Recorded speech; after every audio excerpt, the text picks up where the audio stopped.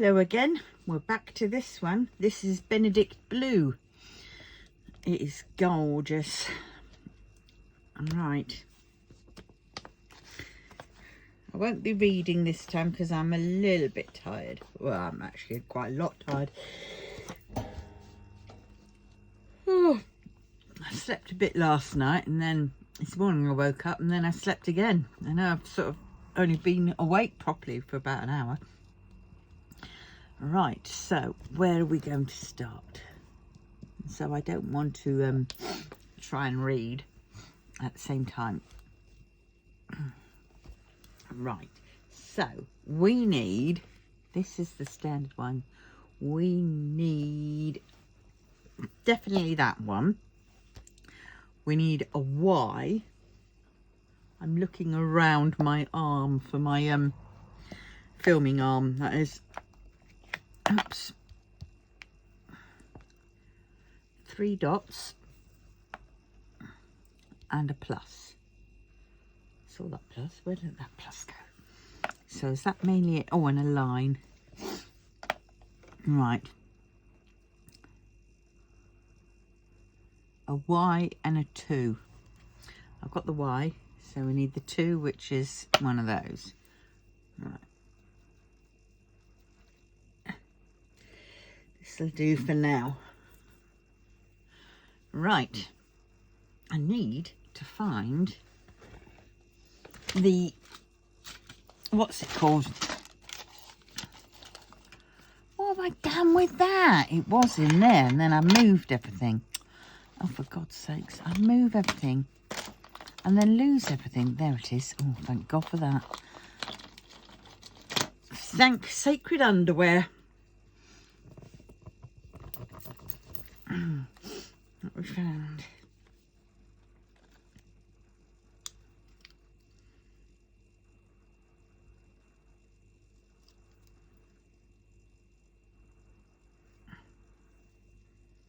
Dear, don't know what's going on here. Okay.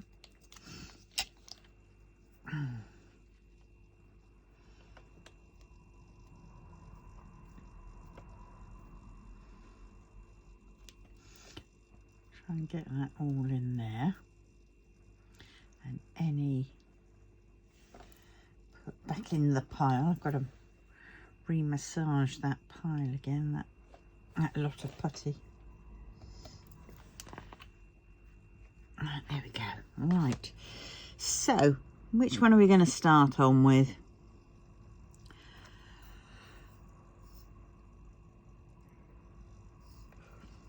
Now that is Z, so I can actually use my pen for that. But I'm going to start with this one.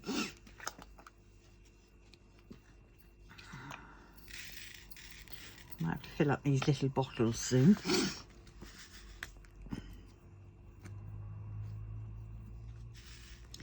Right, so we need, oh, I did need 5 in that one.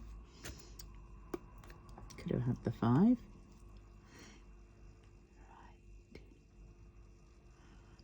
That's 4.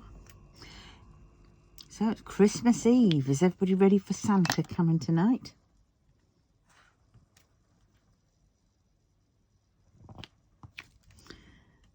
Yeah.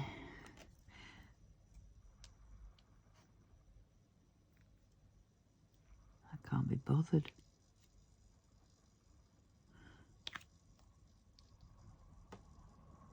Kept thinking I should go and visit my grandkids just to sort of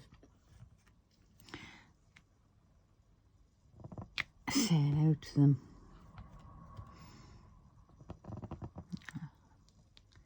Giving them their prezzies after the event.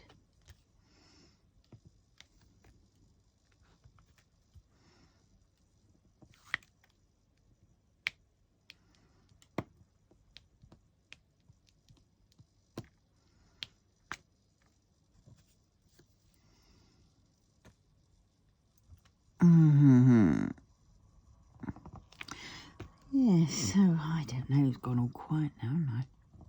Because I'm concentrating. Oh, there's another, this one's a Japanese, not a series, it's a film, Japanese film that you must watch as well. And it's called My Happy Marriage. And I'll tell you what, the characters in it are lovely. And I really like it. It's sort of, you put it is, they've got powers. I'm not very good at explaining, am I? Get all tongue twisted and everything else. But they have mystical powers or magical powers, and she thinks she was born without the gift, is this girl. So she's sort of like a slave in this Japanese family. But the costumes, I know I've already probably said this before in another one, but the costumes to die for.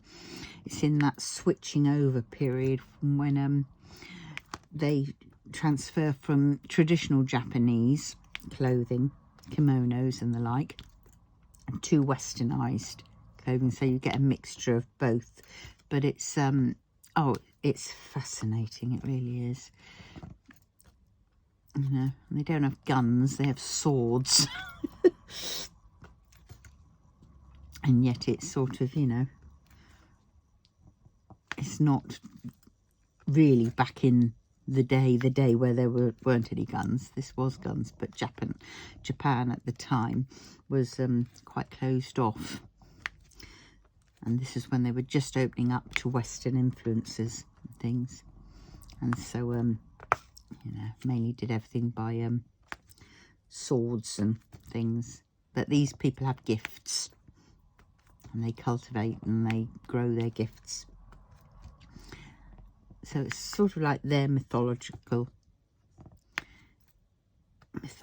whatever it is. That kind of thing. So don't think of it like Western mythology. Oh God, try saying that word.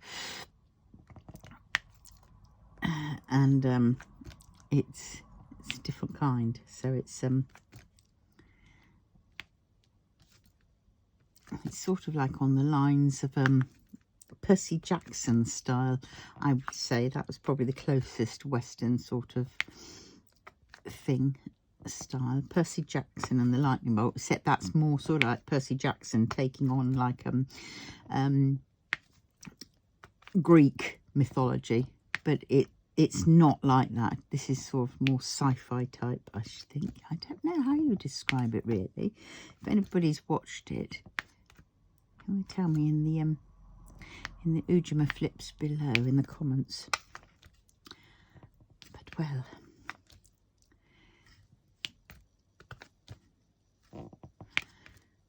oh dear, you know, madness. It hasn't been totally mad. When I've been in the shops, granted it's not today, I'm not going to the shops today, oh God no, but it's been not as bad as I thought it would be. You know, some years you can definitely tell there's a cost of living thing going on. I definitely think that, because, you know,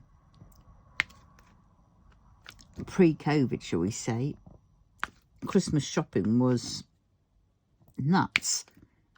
You know, every aisle had queues and every aisle had trolleys overloaded and everything else like that. And, you know, now it's been like trolleys with little bits in. So, you know, maybe people are going to more like the Aldi and the Lidl to go and get their shopping, their Christmas food shopping.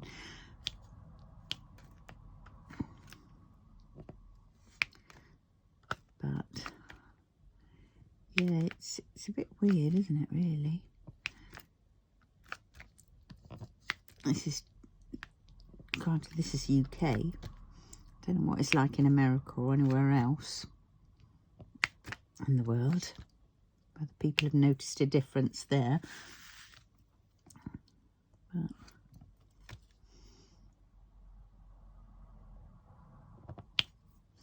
it's a little bit funny. This feeling inside, it's not one of those I can easily hide. God, it brings so much to light, doesn't it, about Elton John's song, really, considering. I think this was before he came out. It's a little bit funny, this feeling inside, it's not one of those I can usually hide.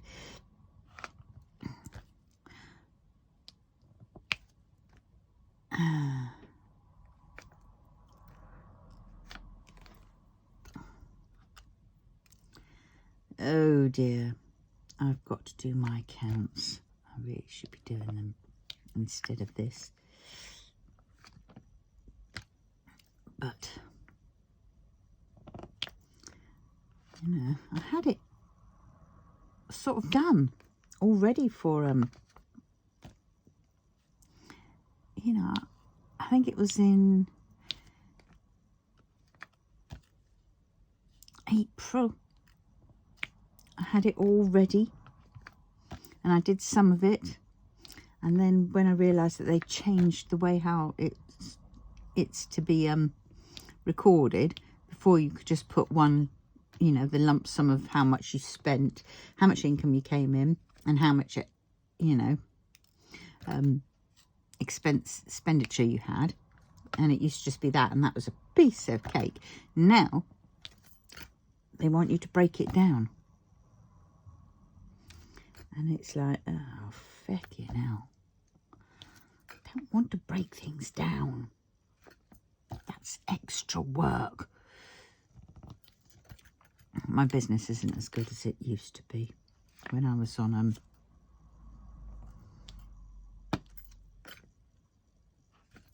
Etsy, I was doing incredibly well. And now I'm off Etsy. And my head went a bang. It's been really crap. But, well.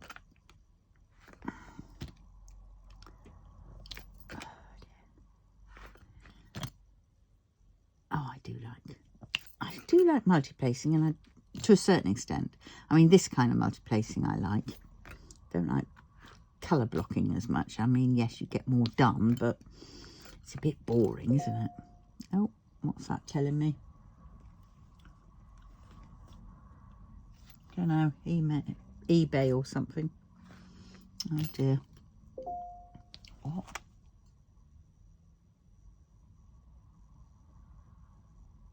Oh God.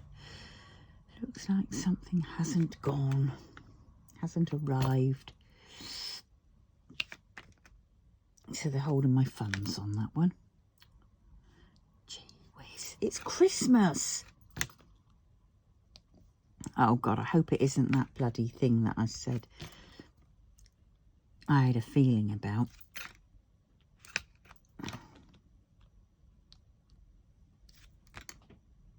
Because that'll just be pants. And I haven't got any more of those.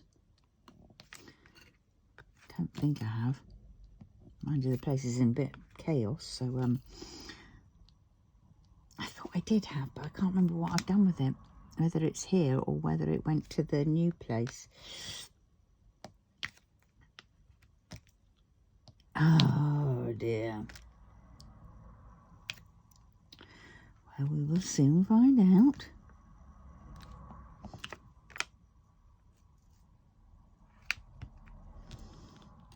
Maybe I should go up to my office today.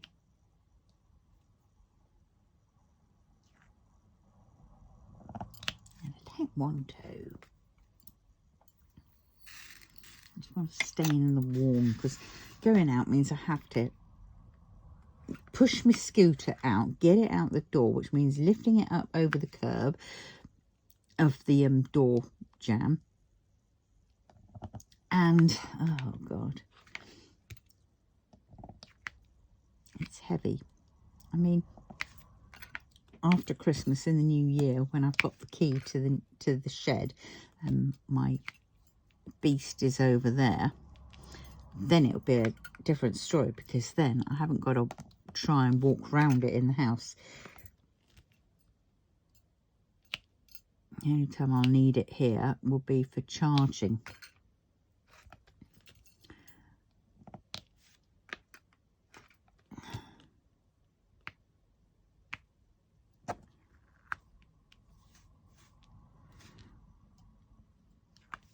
But well,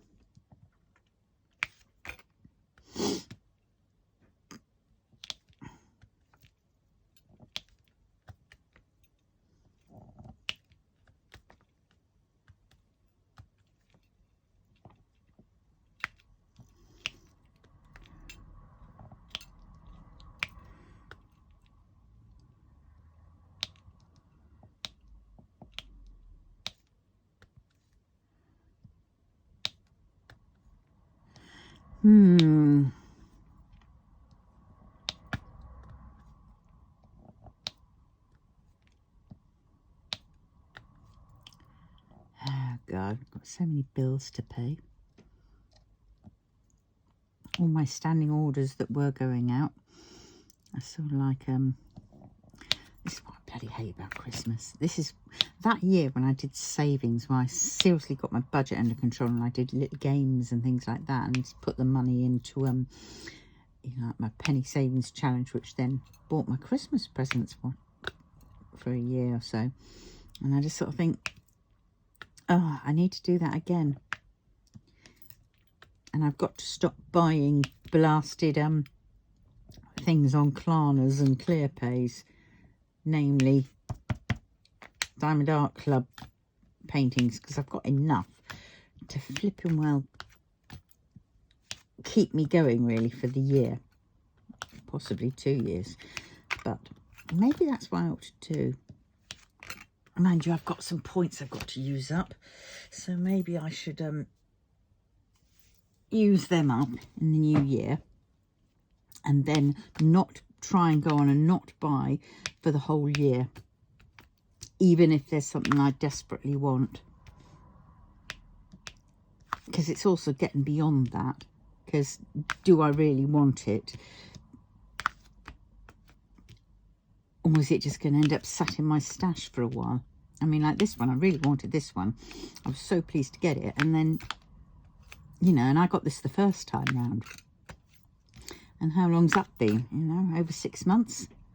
It's been sat in my stash. And I'm only just doing it now. It's ridiculous. And I've got other paintings in my stash which I've had for a lot longer, which I've been meaning to do. I mean, I was so excited when I got that, one of my first ones, which was Spirit of Flight by Josephine Wall, when Diamond Art Club was doing Josephine Wall. Now that one's possibly 2-3 years ago. And I still haven't done it. Kitted it up, haven't done it. So it's like, how many more do I need to get in my stash of kitted up but not done?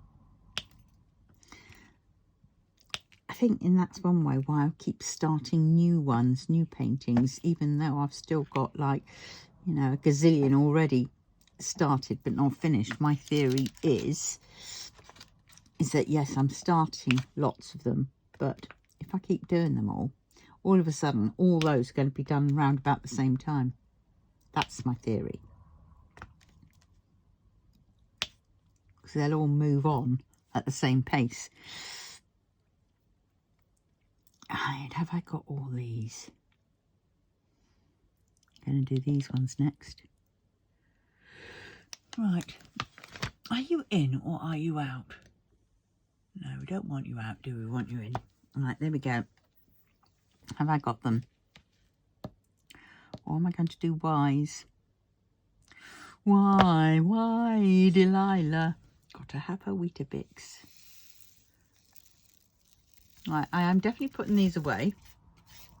And if I come across any, guaranteed you will, there'll be 2 in a clump, and I think, how the hell did I manage to miss those? They're staring at me right in the face. Right, well, I've just reached for one. Going that way down. All right.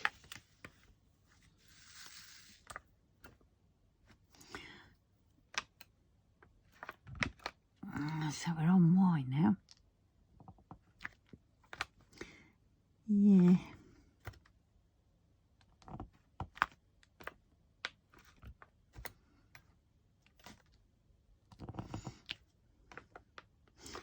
thinking as a kid in Christmas, you know, we had snow back then, you know, and, you know, not a pokey amount either. We had enough to build snowmen, sledding, snowball fights, yeah, make igloos. Yeah. And it was cold, but it was, you know, as a kid, you know, you'd go into the house with rosy cheeks and wet noses and things like that. And it was just... you know, you'd have hot cocoa or something.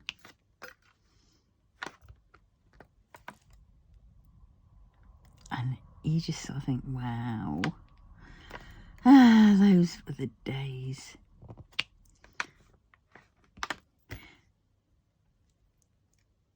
I remember the time when we used to go to spend Christmas at my nan's. We lived in Portsmouth. And we went and we forgot our stockings one year. This was when I was young, so my granddad was still alive. So he died in 74, so it was pre-74. And we forgot our stockings. And so my nan got a pair of my granddad's pyjamas. They're like stripy. And a pillowcase. And sort of tied knots around ends and things like that, you know. Quite funny. Yeah. I don't know why I didn't think of the pillowcases earlier instead of the pyjamas. Maybe the pyjamas were brought out as a joke. But I do remember pyjamas.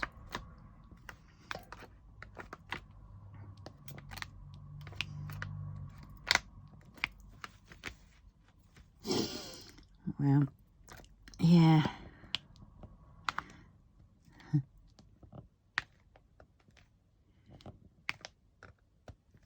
Those are the days of those Christmases. And we had the Christmas jumble sale at school. This is when they were called jumble sales, you know. And it was great because it was everything. And then they decided at one point that they couldn't use the name jumble sale because that sounded so lower class or whatever it was. Fucking pretentious baskets. I loved a good rummage.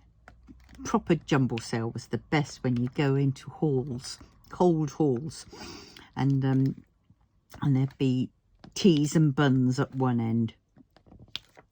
And literally that'd be all there is, you know, a bit of squash and teas and buns. And then a few tables, if you were lucky, to sit down at. And then there was loads of tables just piled under the weight of clothes just thrown on top of them. And it was just like, you know, you rummaged. And we all loved a good rummage. And you were pulling out things and then you realised you were pulling with somebody else, pulling on the opposite end of something. And then it was the fight and the tumble and the deciding who would get it. And, oh my God, fun. You know, kind of like a car booty really in a way, but in a hall. But the tables, I just remember them literally piled high like mountains, you know. And especially when I was a brownie and a guide, we would definitely be we were behind the stalls of those, you know. And it was selling things at 2p and 1p and 5p and 10p, you know. It was crazy. Yeah, now we'd look at that and say, oh, I'm going to sell that on eBay. I'm not sending that in. You just sort of think, okay. eBay's just a glorified car booty, really. Glorified jumble sale.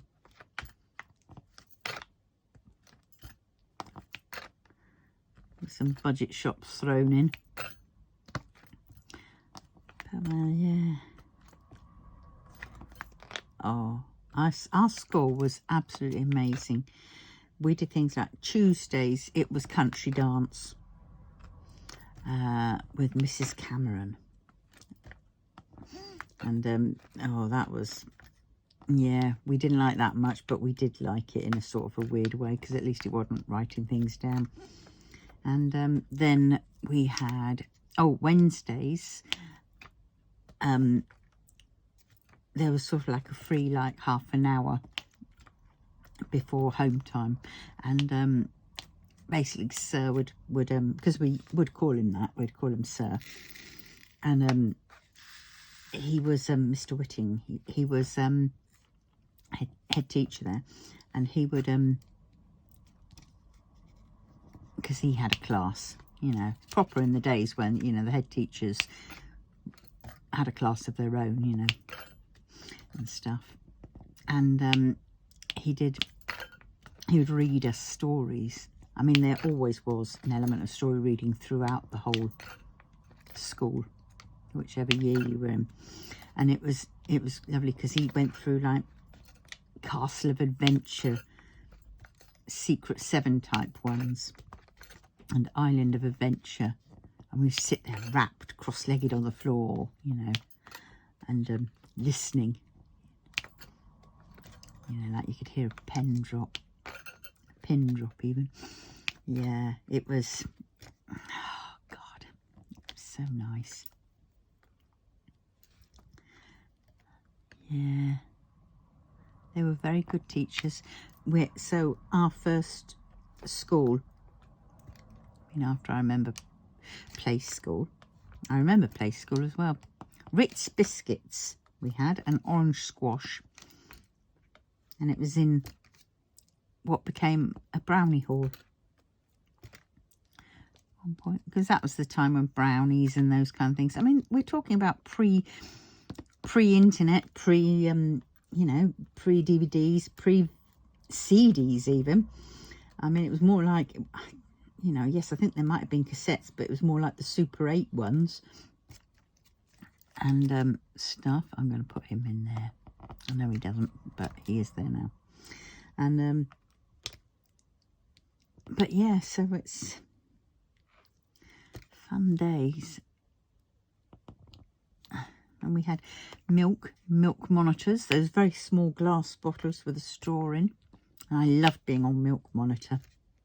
That was mainly in the first class, the little class. And if you were a milk monitor duty, you could get an extra bottle. And it was lovely. It was really nice, because our school was like one of these old schools. And there was one room, one side, which was Mr. Whitting's class. That was for the big, you know, big group, the upper sort of group of our juniors. And then then in the middle there was the schoolhouse, where the head teacher and Mrs. Whitting, who was the leader of the small class, year 3, they lived there.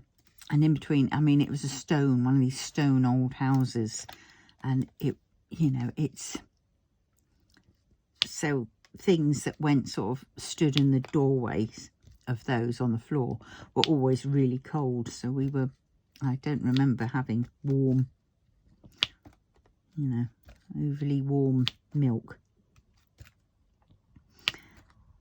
Yeah.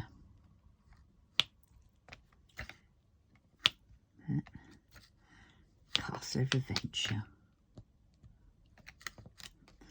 And just read just a little bit more. Oh no, you can't end there, sir. Please. We'll do all our homework nicely. We'll be good. Yeah. They were very good, very, very good teachers. I was so lucky to have them. And then we had year 2 was in a porter cabin just behind sort of year 3's, the juniors. So it went like, it started off at year 3, and then you went to 2, and then you had 1. And it was, oh my God, it was just, yeah. And year 2, I remember we were sort of like in between then, and it was interesting how we went up into this like this porta cabin, but it looked more like a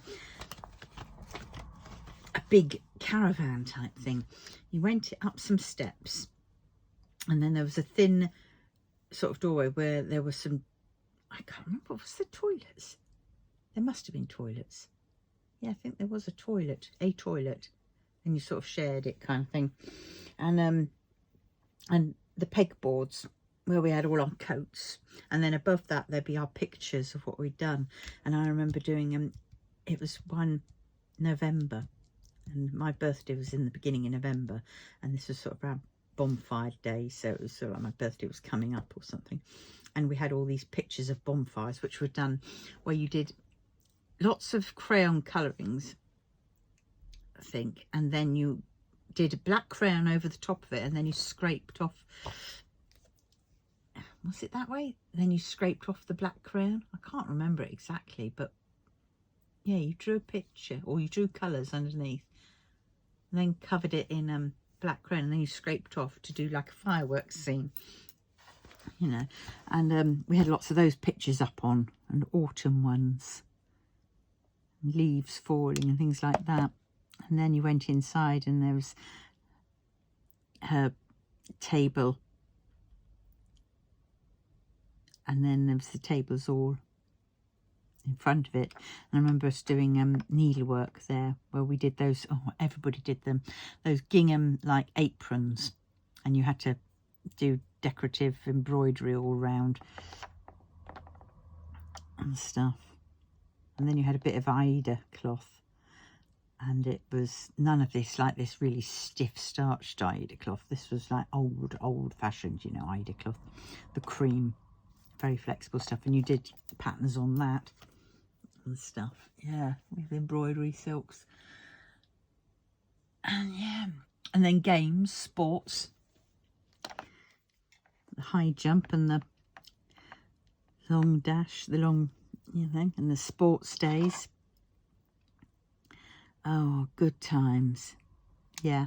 And then the swimming after school and during school, and if so cold you still went in. You'd have to try and figure out what excuses you were going to make, so you didn't, I can't do it, I don't want to go first. So you sort of take your time in getting undressed and got into your swimming kit, because you thought that by the time you got dressed, and if you were the last one there, then the water would have warmed up a bit. That's what your theory was as kids. Never bloody did feel like it though. It might have gone up a little bit, a little notch worth, but no, it's still flipping cold. And that's when we all worked in Fahrenheit, you see. So trying to transfer it, you know, we were in swimming in, I think, 50 Fahrenheit. God knows what in the other.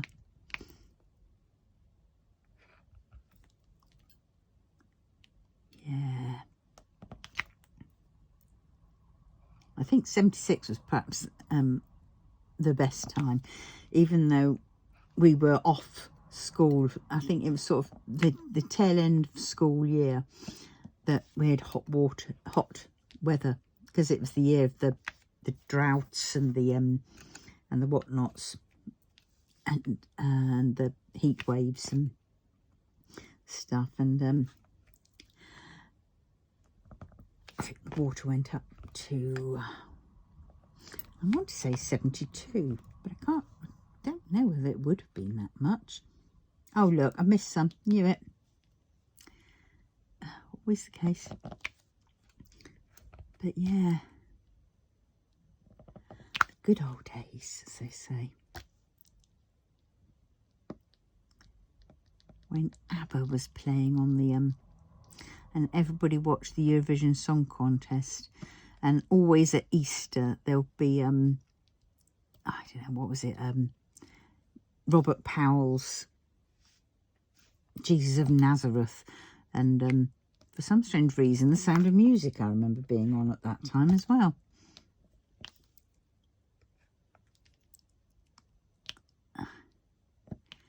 Yeah, but those are the times before we had all this technology like there is now. You know, if we were bored, we had to find something to do. And, you know, if we didn't go out with our friends or whatever, I mean, I was in a little village. So I went to a little village primary school it was. But we would, I mean, I'd cycle around everywhere. Literally miles and miles I'd cycle. Be out all day. Yeah, sometimes I'd cycle practically, you know, all the way up to my friend's house in Ebbsbourne Wake. And this is from, like, a place called Semley we started from. And it was, you know, crazy the amount of miles I used to ride.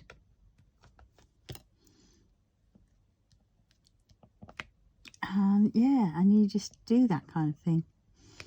And if you felt like it, you then cook a lot, you know. Oh, I'm going and helping some of my neighbours, the older ones, with their gardens. And they gave us a little patch that we could use. And so we'd save up our money and we'd get like packets of, you know, cornflowers or carrots or something, and we'd just plant them all together. And stuff. And we had an amazing strawberry patch. It was massive in our garden because, well, it didn't start off massive. It only started off as about a couple of strawberries plants, and before we knew it, they'd spread everywhere, and we had this massive strawberry patch. And I used to tend to that, and I used to gather them all, and everybody would have strawberry milkshakes and strawberries and cream and stuff like that, you know. So we all had a share of it, but I did mainly the work on it. And then one day my mum got fed up with it, and she just decided she was going to mow all over it. It's kind of weird things that she would do it without asking. And I came home from school one day and found it all being mowed.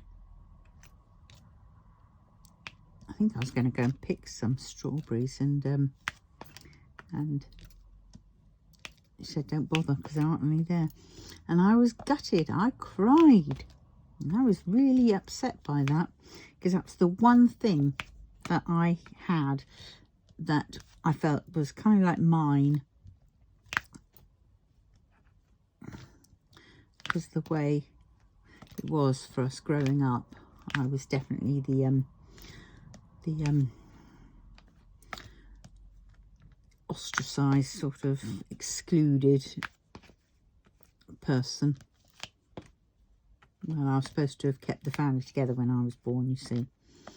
And of course it didn't work, and my brother and my sister resented me, and I felt their resentment. And yeah, so, you know, I just saw that as a spite thing. Of course, I think I was a reminder to my mum that it didn't work. And so that was that. But at any rate, and yeah, I was think, oh, there is a God, there is a God. Because the following year, they came back with a vengeance, bigger and better than before. And that was it. It stayed from that point. I think by that point they'd started missing it, because Mum used to watch every summer. It'd be Wimbledon, and to watch that with you know, bowl of strawberries and cream that didn't cost you, like, you know, however much they did at Wimbledon. It was the thing to do. So they stayed from that point. But yeah, God, so funny. They were beautiful strawberries, absolutely beautiful. Where are we on now? Only on 39 minutes.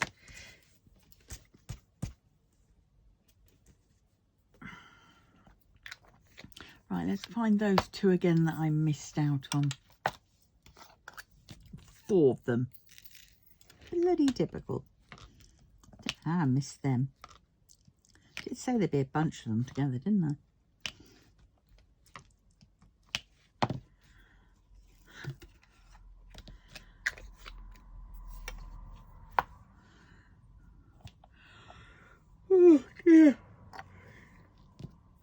remember us doing the 11 plus exam. See, I was useless at doing exams. I was very practical. Give me anything practical and I could do it. Give me an exam and my anxiety and stress just was so much that I couldn't think, I couldn't do anything. And even though my work had been really up to par and everything else, and I was doing a lot more than I was supposed to have done for some of the work, because I enjoyed it as well. When I failed my 11 plus, I got really upset, really upset. I mean, as I was doing it, I knew I hadn't done that well, because we were all of a sudden all in the classroom, all sat down together, and I had to think, and I'm sure I had ADHD, because I couldn't settle. I couldn't. I was always on the move. I couldn't sit still, in effect, and so to sit for that amount of time, I couldn't do it. My head would just disappear off on a tangent and stuff, and I couldn't concentrate for that amount of time. Of course, this was before ADHD was sort of, you know, taken into consideration or anything like that. And it's crazy now, because now I'm finally decided I want to get a bloody diagnosis of it, so then I can, you know, have a, I mean, yes, I've got an understanding of it, but it'd be nice to be able to access any help, if there is any help. But, you know, and it can answer, and I can then say, well, in my head, I can say, yes, I have this, and this is why, and I can have some semblance of sort of closure to a certain extent on that. Because still at this moment in time, I keep thinking, well, why am I like this? Why am I like this? And then you go through all those doubts of, you know, well, is it this? Is it that? Is it the other? Whereas if you've got a diagnosis and it says this, I can then stop and go, right, it is this. Okay. And then, because I would have a definite confirmation of, yes, that's it.